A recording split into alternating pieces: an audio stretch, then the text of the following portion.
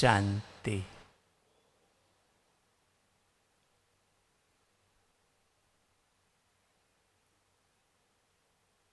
आप सभी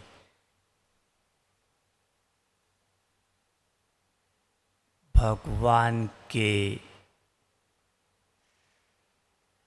डायरेक्ट रचना हैं। भगवान के ज्ञान के द्वारा ब्रह्मा मुख कमल से पैदा हुए ये ब्राह्मण जीवन है। इतना दिव्य और अलौकिक जीवन देवताओं का भी नहीं होता है। तो जिसका जीवन इतना श्रेष्ठ है उसका जीवन तो सदा ही उमंग उत्साह से भरा रहता है, और जिसका जीवन उमंग उत्साह से भरा है उसकी निशानी है उसके लिए कोई भी बात, चाहे पुरुषार्थ की हो चाहे सेवा की हो, कोई भी मुश्किल नहीं है। उमंग उत्साह वाली आत्मा सदा खुशी में नाचती रहती है। तो ब्राह्मण जीवन स्वयं ही उमंग उत्साह वाला जीवन है। लेकिन अगर सदा ब्राह्मण जीवन में उमंग उत्साह नहीं रहता तो उसका कारण 5 बातें हैं जो हम प्रैक्टिकल में ले आए तो सदा उमंग उत्साह में रह सकते हैं। वो 5 बातें हैं। पहली बात है फुल कास्ट ब्राह्मण बनना। हाफ कास्ट नहीं, फुल कास्ट ब्राह्मण बनना। हम आप सब बीके हैं, ब्राह्मण हैं, लेकिन फुल कास्ट ब्राह्मण हैं। अभी इसको क्लियर करेंगे। दूसरी बात है अगर आप श्रीमत पर मन बुद्धि और संस्कार सहित चलते रहें तो सदा उमंग में रहेंगे। क्यों? उसका जवाब देंगे। तीसरी बात है कि आप आत्मा जितना अपने को अनादि रूप में परम धाम में बाबा के पास अनुभव करेंगे उतना आप में शक्ति और गुण सब बाप के आते जाएंगे और आदि रूप में अनुभव करने से दैवी गुण स्वयं आते जाएंगे। तो अनादि और आदि रूप का अनुभव करना। चौथी बात है कि जितना ब्राह्मण जीवन में ईश्वरीय नियम मर्यादाओं का पालन करेंगे उतना उमंग उत्साह में रहेंगे। पांचवी बात है कि आप एक आस, एक बल, एक के ही बल के भरोसे पर रहेंगे तो उमंग उत्साह में सदा रहेंगे। और लास्ट है, ड्रामा पर अगर अडिग रहेंगे तो सदा उमंग उत्साह में रहेंगे। पहली बात है फुल कास्ट ब्राह्मण। आप जब ज्ञान में आए, मीठे बाबा का परिचय मिला, उस समय देखो आपके जीवन में कितना खुशी और कितना उमंग रहता था। क्यों? क्योंकि उस समय हम फुल कास्ट ब्राह्मण थे, अर्थात कोर्स में जैसे जैसे बहनों ने बताया 100% फॉलो करते थे। इस कारण से उमंग उत्साह में रहते थे। माया क्या है, विघ्न क्या है, परिस्थिति क्या है, दुनिया का लोक लाज क्या है, सबसे मुक्त थे। हम आप ब्राह्मण बने हैं, शरीर पुराना है, इसी पुराने शरीर में नया जीवन ब्राह्मण है। शूद्र से मर के ब्राह्मण बने। देखो, जब कोई मर के दूसरी जगह जन्म लेता है तो 3 बातें होती हैं। वो देखो तीनों मेरे जीवन में है।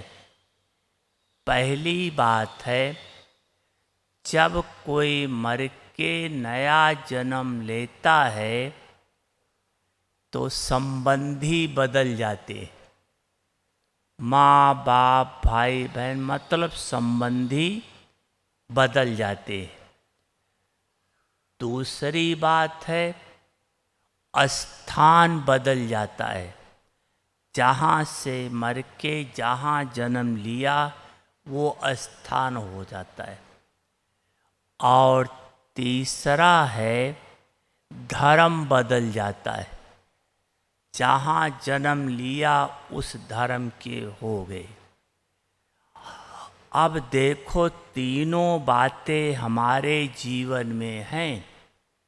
पहली बात, संबंधी बदल जाते हैं। आप हम सब का सर्व संबंधी कौन है? कौन है? मीठा बाप दादा सर्व संबंधी है। लेकिन प्रैक्टिकल में देखो तो 5% भी नहीं है।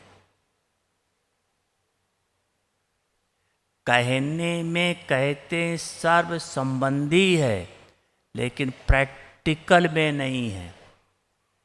आप अपने घर में देखो, लौकिक घर में जो आपके संबंधी हैं, चाहे बेटी है, बेटा है, कोई भी है, आप जब भी उसको देखते हैं, मान लो बेटी है, तो आप देखते ही उसे क्या देखते? मेरी बेटी है ना, यही स्मृति आती है ना, मेरी बेटी है या बेटा या माँ है या बाप है। अगर आपको ये स्मृति आती है देख करके, तो क्या उस समय आप भीखे हैं? क्या ब्राह्मणों को बेटी होती है, बेटा होता है?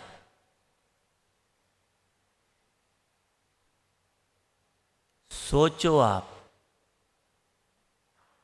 हम सारा दिन किस स्मृति में हैं? लगभग पुराने शरीर की स्मृति में ही है।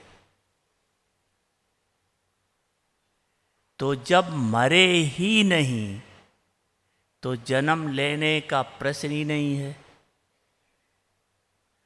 और जन्म नहीं मिला तो पुरानी दुनिया तो दुख दर्द वाली दुनिया है, वही अनुभव होगा। उमंग उत्साह सदा नहीं रहेगा। तो ये पक्का करो, लौकिक परिवार में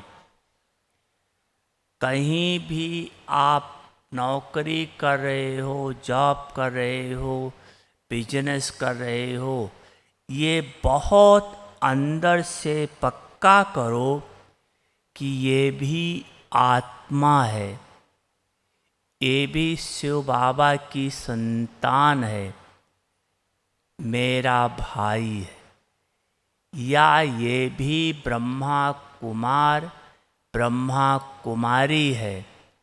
ब्रह्मा बाबा को जानती नहीं, लेकिन है, ये भान पक्का करो। अंदर से ये भान पक्का करो। जब ये भान पक्का करोगे, तब आप ब्राह्मण बनोगे, और फिर ब्राह्मण बनने के बाद आपका पुरुषार्थ आगे चलेगा, फरिश्ता देवता आदि। अगर शूद्र जीवन में ही आप पुरुषार्थ करने की कोशिश करोगे, तो 1 घंटा योग में बैठोगे, मुश्किल से 4-5 मिनट योग लग जाए तो बड़ी बात है। कारण युद्ध बहुत करना पड़ेगा। सारा समय शूद्र जीवन में बिताया है। तो पहली बात तो आप संबंधी आपका चेंज हो गया। आपका सर्व संबंधी मीठा बाप दादा है। अपनी बेटी को देखो, ऊपर से बेटी बोलो जरूर, लेकिन अंदर से आए ये भी ब्रह्मा कुमारी है, या ये भी आत्मा है। ये पाठ आपको नष्टो मोहा बनाती जाएगी। ये पाठ भगवान की याद दिलाएगी। ये पाठ आपको ईश्वरीय जन्म का नशा चढ़ाएगा। अगर ये पहला पाठ ही नहीं पक्का किया है, तो आगे कैसे बढ़ेंगे? दूसरी बात, जब मर के जन्म लेते हैं, स्थान बदल जाता है। आप ब्राह्मण हैं, ब्राह्मणों का परमानेंट एड्रेस कौन सा है? मधुबन, सूक्ष्म वतन या मूल वतन? यही है ना। अब देखो, सारा दिन हमें क्या याद रहता है? हम इंदौर के हैं यहाँ के हैं, वहाँ के हैं, क्या याद रहता है? सोचो आप, सारा दिन जो लौकिक में जहाँ रहते हैं वही याद रहता है। तो क्या आप मरे हैं?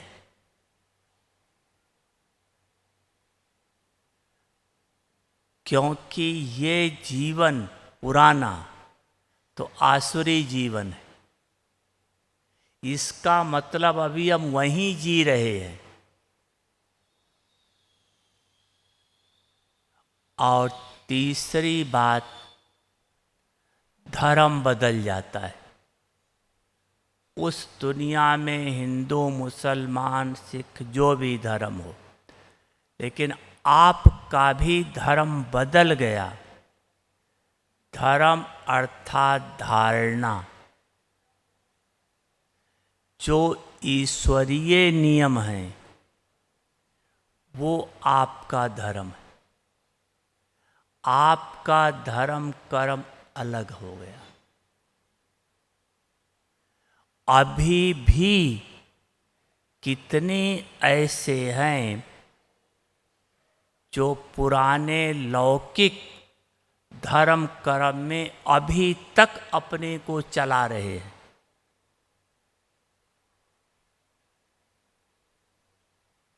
अगर पुराने धर्म कर्म में चला रहे हो, एक है मजबूरी, उस तो निमित्त मात्र पार्ट बजाना है। भाई हमारे घर में कोई ज्ञान में नहीं चलता है, किसी ने शरीर छोड़ा है, अब वो दुनिया के हिसाब से करना चाहते हैं, आपको निमित्त मात्र पार्ट बजाना है। एक होता है नहीं, उसमें पूरा लग जाना माना अभी हमें पुरानी दुनिया में ही हैं। नहीं तो ब्राह्मणों का धर्म क्या है? कोई शरीर छोड़ता है तो क्या करते हैं यहाँ? सीधी सी बात है, शरीर छोड़ा, उसको गया अपना जला करके आए, बाबा को भोग लगाया, ब्राह्मणों को खिलाया, पूरा हुआ।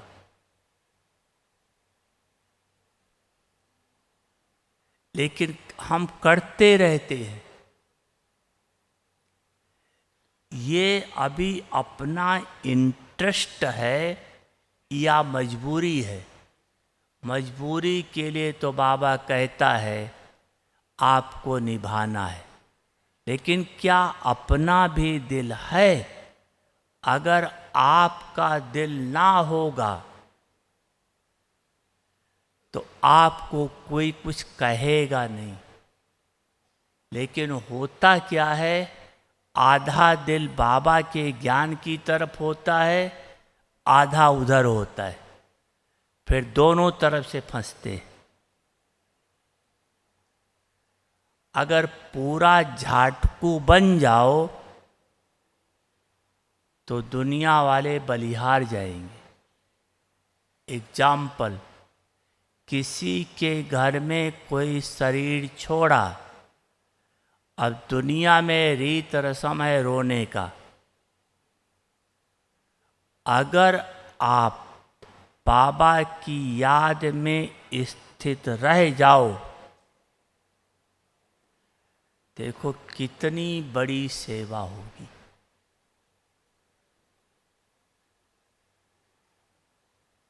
लेकिन नहीं, हम भी लौकिक बहावा में बह जाते। तो पहली बात है, आप जीते जी मरो, फुल कास्ट ब्राह्मण बनो, फिर फरिश्ता बनने का सोचो। शूद्र से फरिश्ता नहीं है, ब्राह्मण से फरिश्ता है, फरिश्ता से देवता है। तो पहली बात तो ये पक्का करो बाबा के घर में आए हो कि हम पक्के पक्के ब्राह्मण बनेंगे।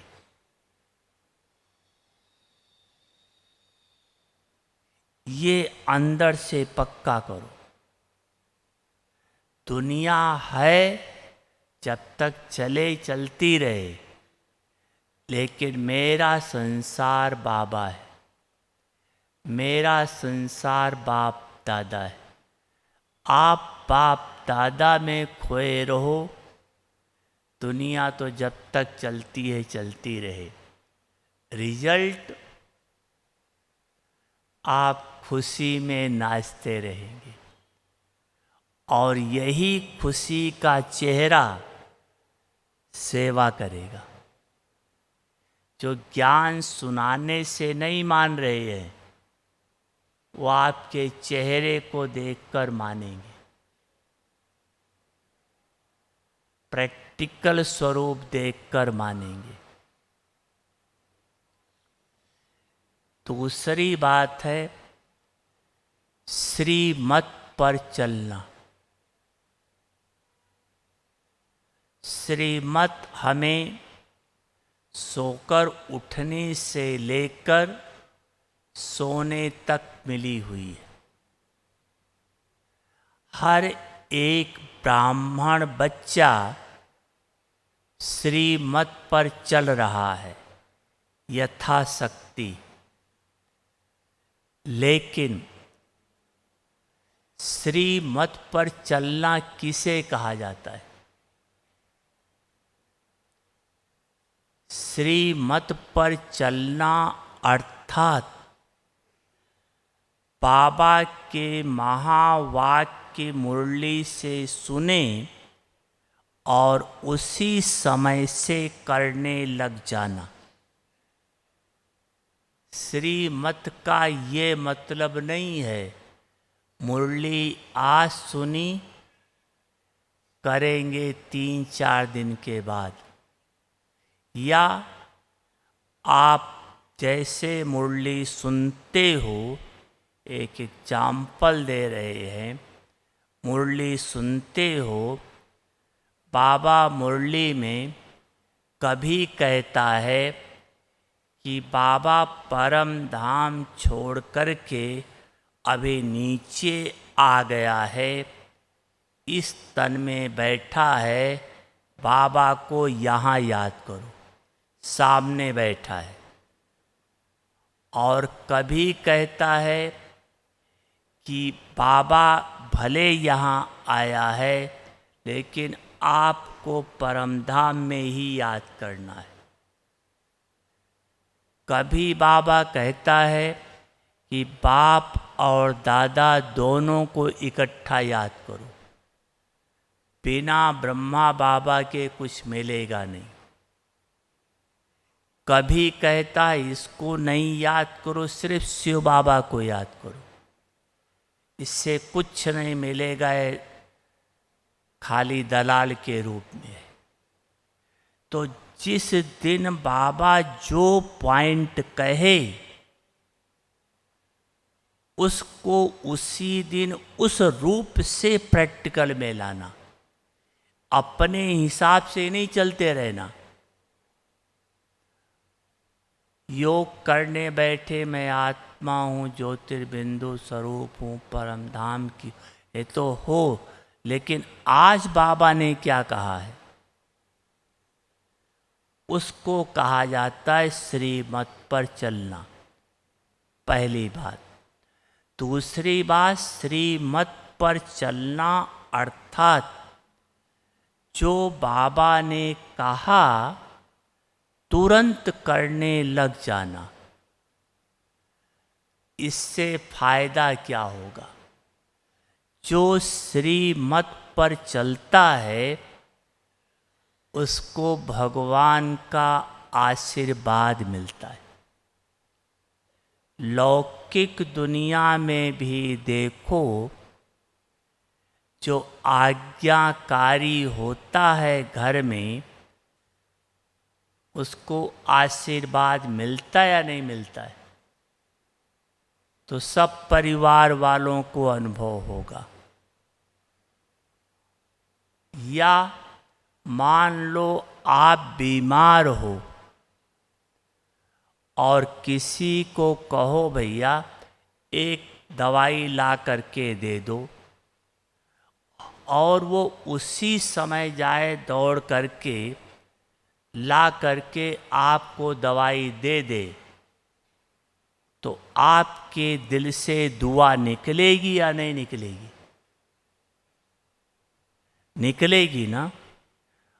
और आपने कहा दवाई लाकर दे दो, वो उस समय दवाई लाकर नहीं दिया, अगले दिन 5-6 टैबलेट ला करके दे दिया, दुआ निकलेगी? बिल्कुल नहीं। कई ऐसे हैं जो बाबा का कहना नहीं मानते हैं, जैसा बाबा रोज मुरली में कहता है, फिर बैठ के 2 घंटा 4 घंटा तपस्या करेंगे। अगर सच रिजल्ट पूछो तो योग बिल्कुल नहीं लगता है। कारण इतने समय की अवज्ञाओं का बोझ बहुत चढ़ा हुआ है।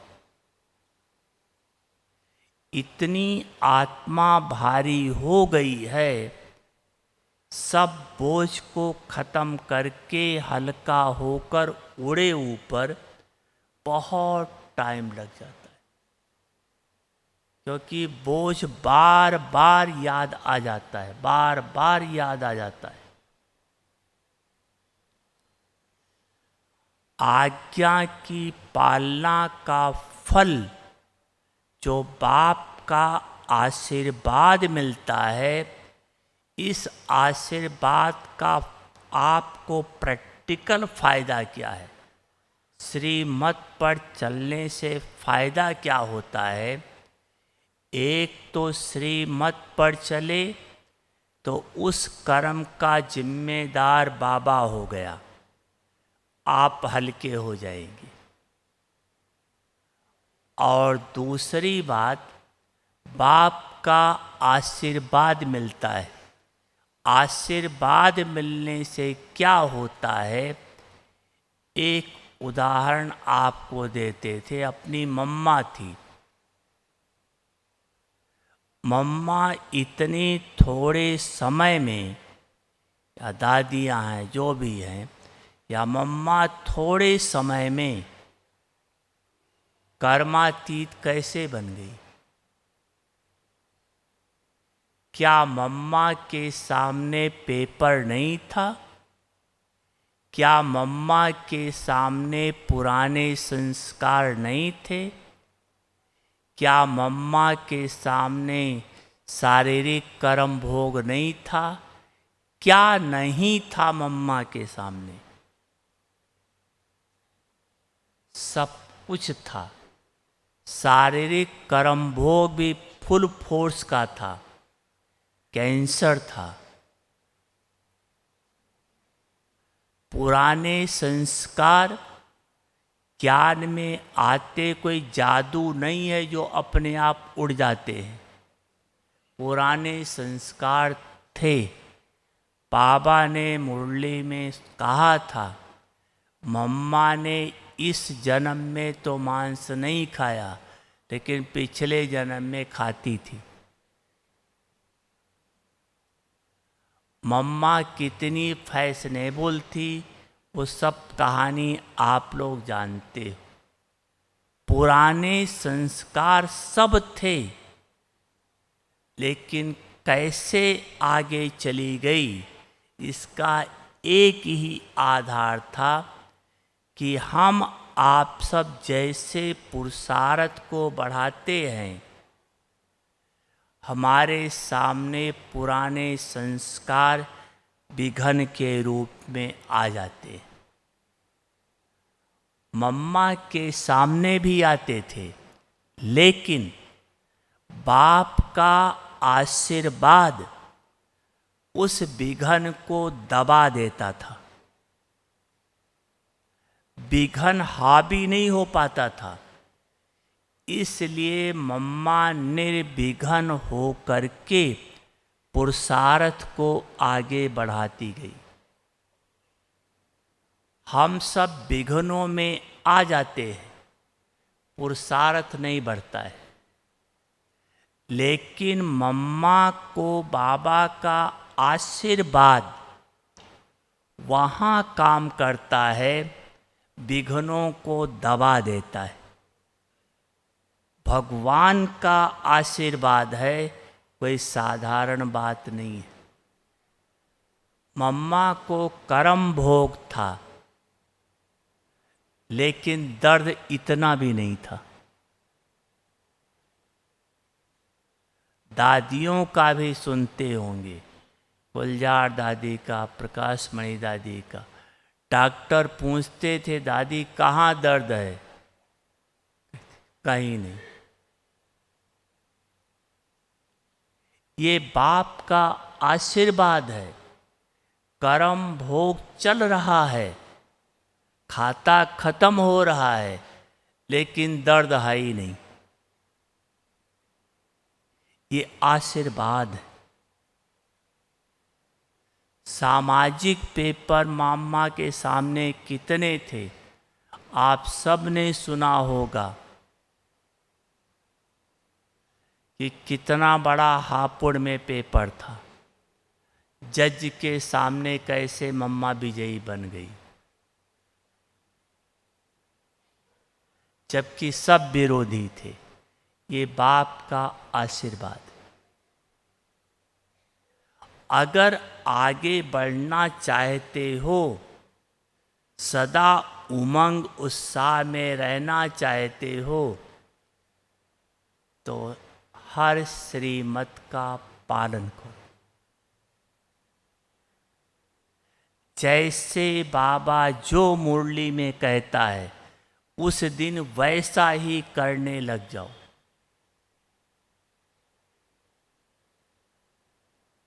एक ये है, बाबा श्रीमत 4 प्रकार से देता है, ये भी ख्याल रखना। एक है मुरली, दूसरा है जब आप योग में बैठते हैं और बहुत अच्छी स्थिति बन जाती है, तो आप बाबा से जो पूछते हैं, चाहे सो पुरुषार्थ अर्थ, चाहे सेवा अर्थ, या किसी समस्या अर्थ, तो जो बाबा की टचिंग मिलती है, वो भी है श्रीमत। आपको बाबा की टचिंग मिली है, बाबा की ही टचिंग है, इसका हमें कैसे पता पड़े? उसकी टचिंग अगर बाबा की टचिंग है, तो 3 प्रकार का फायदा होगा। अगर टचिंग है बाबा की, पहली बात, अगर बाबा की टचिंग है तो आपको अंदर से बार बार आएगा कि ये पॉइंट, ये शब्द तो मेरी मन बुद्धि में भी नहीं था। बाबा की टचिंग, जो आपके मन बुद्धि संकल्प में था ही नहीं, वो बाबा ने टच किया। दूसरी बात, बाबा की टचिंग है तो जिसको भी आप वो बात बताओगे, सब एक्सेप्ट कर लेंगे कि हाँ ये बात राइट है। तीसरी बात, अगर बाबा की टचिंग है तो आपको उसमें 100% सफलता मिलेगी। तीसरी श्रीमत है, निमित्त आत्माओं के द्वारा डायरेक्शन। जैसे मधुबन से डायरेक्शन जाता है, उस डायरेक्शन को फॉलो करना बाबा की श्रीमत है। चौथा है कि कई बार बाबा इंडिविजुअल श्रीमत देता है, कई बार जनरल श्रीमत देता है। इंडिविजुअल श्रीमत उसी के लिए होती है, जैसे बाबा कहता है मिलिट्री वालों को अगर कुछ ऐसा कारण है तो आप बाबा को याद करके दृष्टि देकर आप खा सकते हो। जब दृष्टि से सृष्टि को पावन बना सकते हो तो क्या खाने को पावन नहीं बना सकते? लेकिन वो सिर्फ उनके लिए है, सबके लिए नहीं है। लेकिन कई ब्राह्मण इस चीज़ को प्रैक्टिकल में अपने लिए ले लेते, मिलिट्री में नहीं है लेकिन हाँ अपने लिए ले लेते। बाहर का लिम्का कोका कोला भी पीते हैं, कुछ बिस्किट भी खाते, पता नहीं क्या क्या खाते पीते। कहते हैंड टच नहीं है। हैंड टच नहीं है, मशीन को किसने चलाया? वहाँ खड़ा हुआ मशीन को कौन कंट्रोल कर रहा है? क्या वो वाइब्रेशंस नहीं जा रहे हैं उसमें क्या?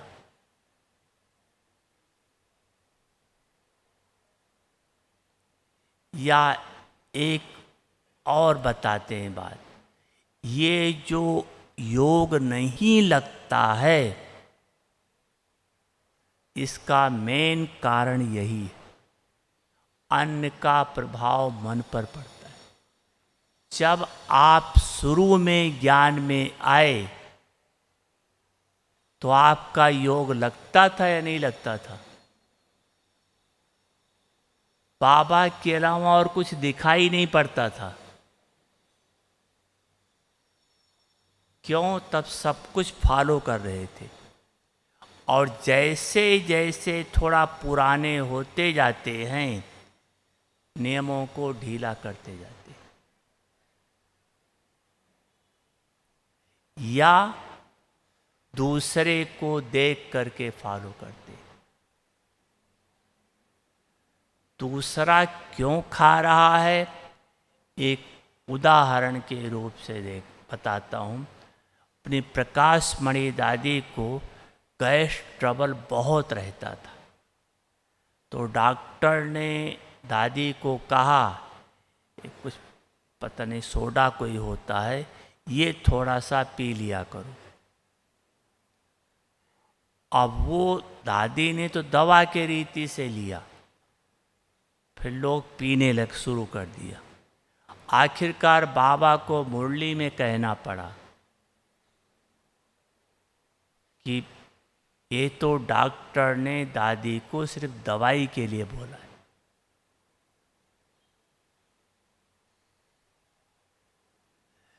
तो अगर इस पर हम ध्यान नहीं देंगे तो सदा उमंग उत्साह में नहीं रहेंगे। तीसरी बात है, ईश्वरीय नियम और मर्यादाओं को अगर आप संकल्प बोल कर्म से अगर तोड़ा, उसी समय बाबा से कनेक्शन आपका कट ऑफ हो जाएगा। ऑटोमेटिक शक्ति मिलना बंद हो जाएगी, रूरियान होना बंद हो जाएगा, फिर आप तुरंत उदास हो जाएंगे अगर किसी भी नियम का तोड़ा तो।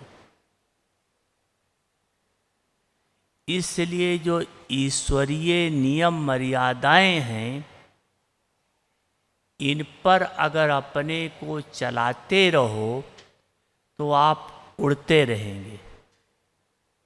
कई अपनी मर्जी से नियमों को क्रिएट करते हैं। जैसे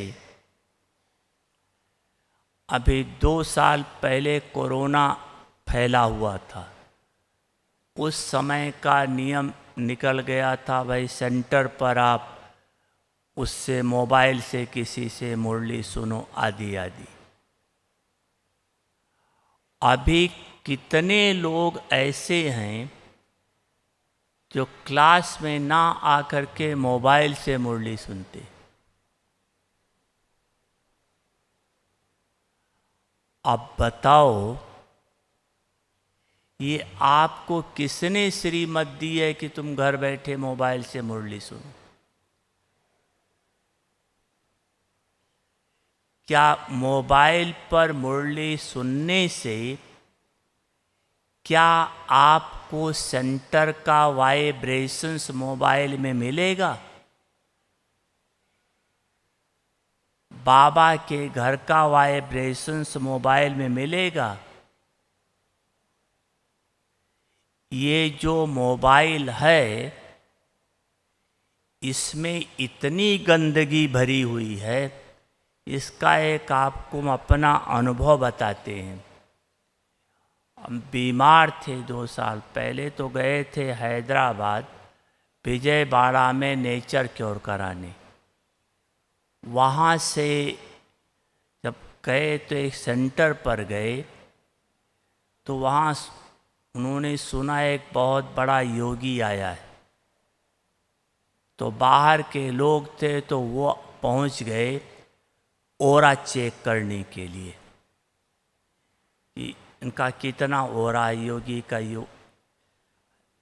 तो क्लास पूरा हुआ, फिर वो हमारा ओरा चेक करने लगे।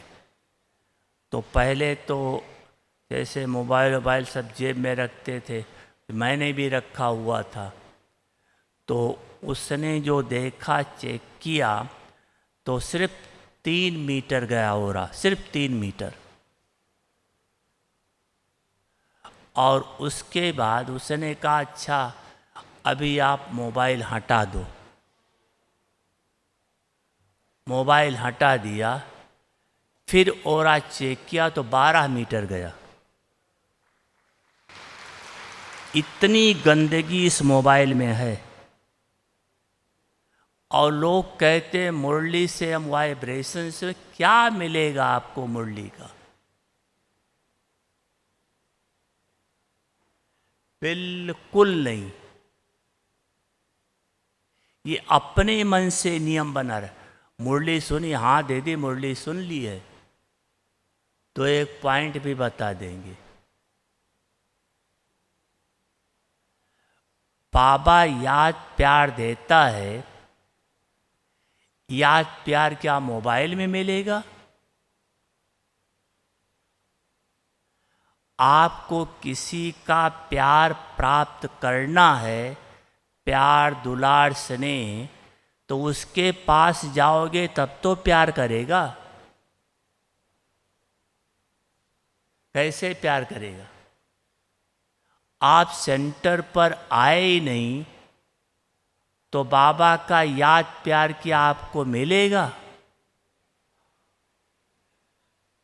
मिलेगा ही नहीं। अगर याद प्यार बाबा का नहीं मिला तो आपके जीवन में मिठास आ ही नहीं सकती। ये तो बाबा जैसे मीठा है, मीठा मीठा मीठा कह करके हम सबको मीठा बना देता है। बोल मीठे, वायुमंडल वाइब्रेशंस मीठा, आत्माएं चेंज होती जाती है। घर में आप मोबाइल से मुरली सुन रहे हैं, उस तरफ लड़ाई हो रही, घर में लड़ रहे हैं। कौन सा वाइब्रेशंस मिल रहा है आपको? या कहीं वॉकिंग करने जाते हैं तो मुरली सुन लेते। वॉकिंग करते समय कैसे मुरली सुन लोगे? कान में आवाज जाएगी, आपका तो ध्यान वॉकिंग पर है ना, चलने पर ना। अगर सुनने में गए तब तो एक्सीडेंट हो जाएगा। तो कई अपने मन से श्रीमत क्रिएट कर लेते हैं, ये करना है। बाबा को कहते हैं याद करना, हाँ हाँ, बाबा को तो कहीं भी बैठ करके याद कर लो, अपना ही बाबा है। अगर अपना ही बाबा हो तो राइट है, लेकिन ये सेंटर फिर किसका है? वो बाबा का नहीं है। सेंटर किसके लिए बनाया है?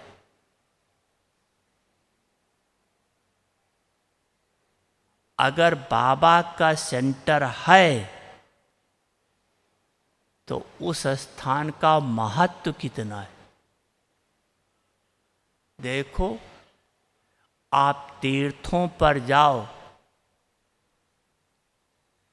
मूर्ति की वैल्यू नहीं होती, उस स्थान की वैल्यू होती है। मूर्ति तो वो आपको कहीं भी मिल जाएगी। श्री कृष्ण की मूर्ति कहीं भी मिल जाएगी, लेकिन वैल्यू मथुरा की। सेंटर की वैल्यू अपनी है, मधुबन की वैल्यू अपनी है। आप लोग मधुबन में क्यों आते हो? यहाँ का वाइब्रेशंस ही तो खींचता है।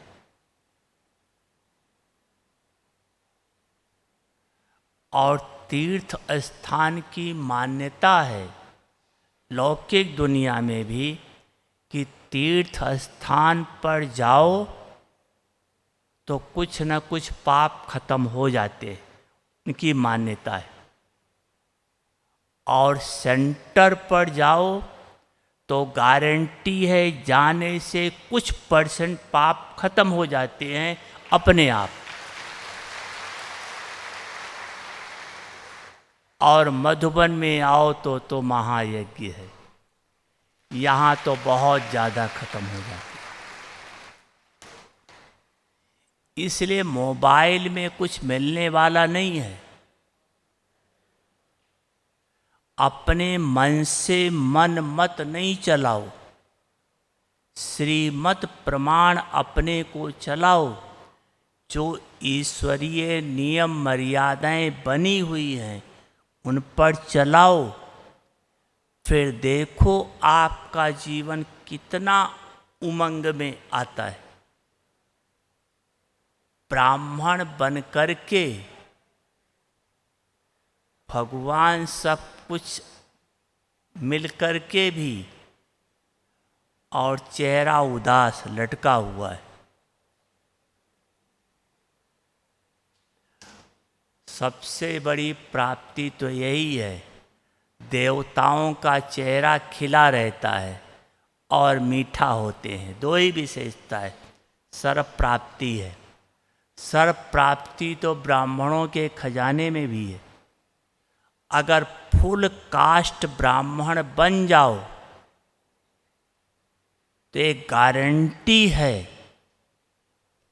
कि आपको जिस चीज की आवश्यकता है, लालच नहीं, आवश्यकता है, वो भगवान देगा, बांधायमान है। चाहे स्थूल धन चाहिए वो भी देगा। कहाँ से देगा, कैसे देगा, किस तरह से देगा, वो भगवान जाने, लेकिन देगा। लेकिन फुल कास्ट ब्राह्मण बनो तो एक एग्जाम्पल देता हूँ आपको कि भगवान देता कैसे। बहुत समय पहले की बात है, जब अब बाबा ने शरीर छोड़ा था, उसके कुछ दिन के बाद गुजरात में एक रहती थी छुग्गी दादी। तो उनको थोड़ा सेंटर नया नया नडियाद में नया सेंटर खुला था। तो उनके मन में संकल्प आया कि मेला करें तो स्टूडेंट बढ़ जाएंगे। तो उन्होंने दादी को कहा, दादी मेरा विचार है मेला करने का। तो दादी ने पूछा कितना है? मेला करोगे, कितना आपके पास? बोला 10,000। तो बोला 10,000 में तो मेला कैसे होगा, अभी 1-2 साल और रुक जाओ, थोड़ा और इकट्ठा हो जाए फिर मेला कर लेना। उसे तो जी दादी कह के चली गई, लेकिन रोज़ सुबह योग में बाबा से लड़ती थी, बाबा मुझे मेला करना है, बाबा मुझे मेला करना है। आप कहते हो मैं बच्चों का हर कहना मानता हूँ, जो बच्चे कहते हैं मैं करता हूँ, तो बाबा मुझे मेला करना है, मुझे 40,000 रुपये चाहिए, मुझे 40,000 रुपये चाहिए। उस समय 40,000 में मेला हो सकता था। अब रोज़ योग में सुबह बाबा से कहती थी। हुआ क्या, एक दिन वो सुबह करीब 9-10 बजे का टाइम था, हाल में बैठी हुई थी, जैसे कुछ बाबा के चित्र लगे हुए थे। एक भाई आया देखने के लिए, तो उसने आते ही गेट पर जैसे पहुंचा, चूँकि दादी ने कहा आओ भैया आओ देखो इसे, तो आगे तो नहीं बढ़ा, लेकिन वहाँ पहुँचते उसने प्रश्न किया, क्या आपका नाम लक्ष्मी है क्या?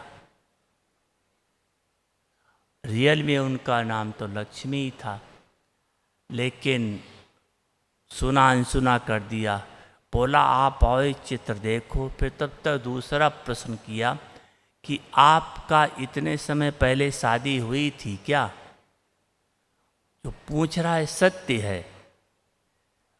अब वो बार बार कहती भैया आप ये चीज़ आके देखो, इन सब बातों से क्या मतलब है आपको? तो बोला अच्छा दहेज में आपको कितना मिला था? तो सिंधियों में ये सिस्टम था, पहले दहेज जो देते थे वो किसी को बताते नहीं थे, बंद करके बॉक्स में दे देते थे। तो उनको उस समय, चूँकि दादी ने कहा मुझे पता नहीं है, तो उसने कहा आपको दहेज में 40,000 रुपये मिले थे, और जो उनका पति था और वो भाई दोनों दोस्त थे जो बात कर रहा था, उसको बिजनेस में बहुत घाटा लग गया था। तो इन्होंने 40,000 रुपया उनको दे दिया था, ये इनको पता नहीं, छुग्गी दादी को पता नहीं था। 40,000 रुपया सीधा उनको दे दिया था। तो बोला वो 40,000 रुपया जो है वो मुझे दिया था, मैं देने आया हूँ। तो छुग्गी दादी ने कहा मैं ऐसे तो लूँगी नहीं, आप आओ पहले देखो चित्र समझो, क्योंकि बाबा कहता है बिना सेवा किए लेना मना है। अब वो आया, उसको चित्र दिखाने लगे, और जैसे ब्रह्मा बाबा के चित्र पर आया वो इतनी दूर जा कर के खड़ा हुआ। बोला ये बुढ़ा कौन है? बोला वही तो बता रही हूँ, इसी के तन में परमात्मा आकर के सब अपना काम कर रहा है। बोला इस बुढ़े ने मेरी नींद हराम कर रखी है, रोज़ 4 बजे कहता है जाओ पैसा दे के आओ, पैसा दे के आओ, बच्ची को मेला करना है, बच्ची को मेला करना है। तो वो 40,000 रुपया देने आए। तो देखो, अगर आप सच्चे बच्चे हैं तो चाहे सेवा अर्थ चाहे लौकिक अपने कार्य अर्थ, बाप है, लौकिक दुनिया में भी बाप बच्चे की तकलीफ नहीं देख सकता, वो कैसे देख सकता है? सिर्फ हम सच्चे बच्चे बन जाएं बस। इसलिए आप अपना नियम नहीं निकाल के जो ईश्वरीय नियम मर्यादाएं हैं उन पर चलते रहो, बाबा सब कुछ पूरा कर देगा, किसी चीज़ की कमी नहीं रहेगी। अगर अभी कोई गरीब है, अभी ब्राह्मण बनने में भी अभी भी, तो इसका एक ही कारण है कि संगम युग पर जितना यज्ञ में करना चाहिए कर सकता था उतना किया नहीं है। अगर संगम युग पर जितना कर सकते हो उतना अगर यज्ञ में करो तो भगवान बांधायमान है पूरे कल्प के लिए आपको फुल रखने का। इसलिए अभी तो मीठा बाबा मिल गया है, अभी उसके श्रीमत पर चलो और खुशी में नाचते गाते रहो। ठीक है? अच्छा, ओम शांति।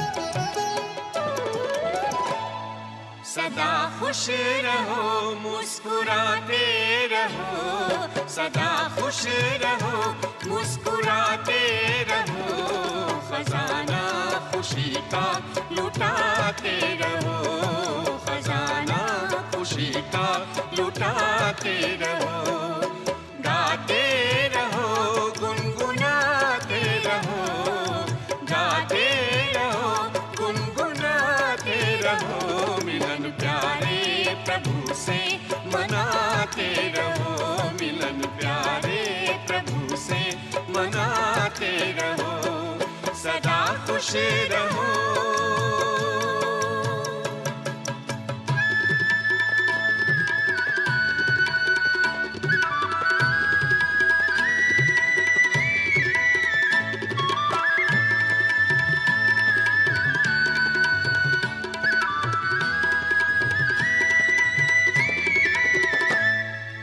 अच्छा हुआ जो हुआ, क्यों डरे, अच्छा ही होगा, फिक्र क्यों करें।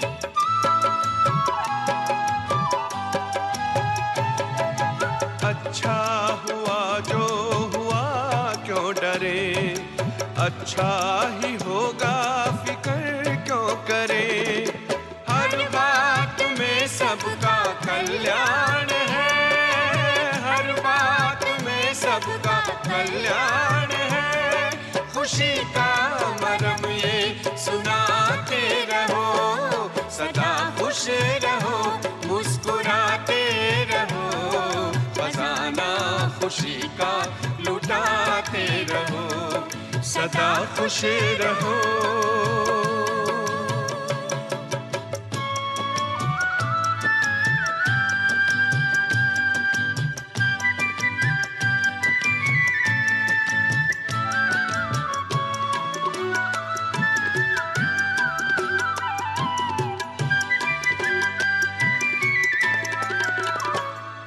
चलो कुछ कहा किसने क्या हो गया, खुशी खो गई मानो सब खो गया,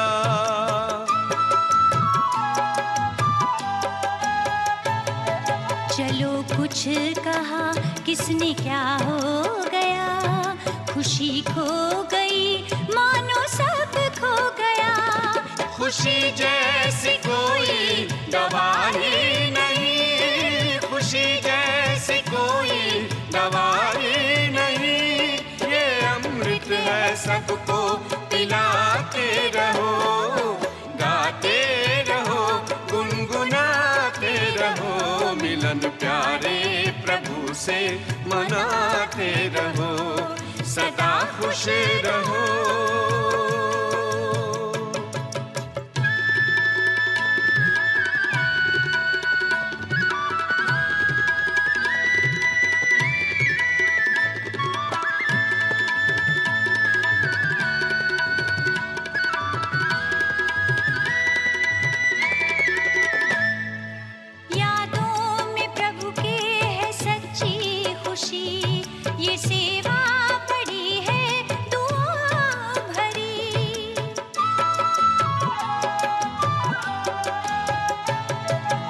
यादों में प्रभु के है सच्ची खुशी, ये सेवा बड़ी है दुआओं भरी। ये मुस्कान वरदान भगवान का, ये मुस्कान वरदान भगवान का।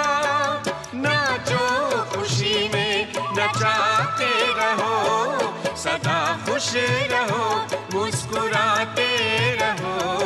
खजाना खुशी का लुटाते रहो, गाते रहो गुनगुनाते रहो। मिलन प्यारे प्रभु से मनाते रहो, सदा खुश रहो।